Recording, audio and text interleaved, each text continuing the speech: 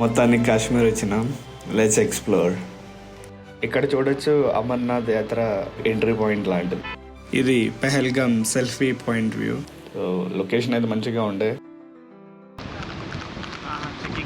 మేము హైర్ చేసుకున్న డ్రైవర్ ఇతన్ని గుర్తుపెట్టుకోండి. ఒక ఇంట్రెస్టింగ్ స్టోరీ లాస్ట్ షేర్ చేస్తాను. ఇవాళ మేజర్గా ఏబీసీ వ్యాలీస్ కవర్ చేద్దాం. బేతాబ్ వ్యాలీ రీచ్ అయినాం. ఇక్కడ చూడొచ్చు చాలా మంది స్టూడెంట్స్ ఉండే. వీళ్ళకి ఈరోజు పిక్నిక్ అండ్ సాటర్డే వీళ్ళందరూ వ్యాలీస్కి వెళ్ళి అక్కడ కొన్ని యాక్టివిటీస్ చేస్తున్నారు. It is so nice to see.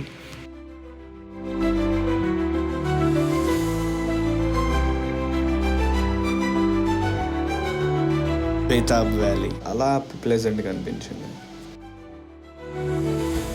తర్వాత అరు వ్యాలీకి స్టార్ట్ అయినాం.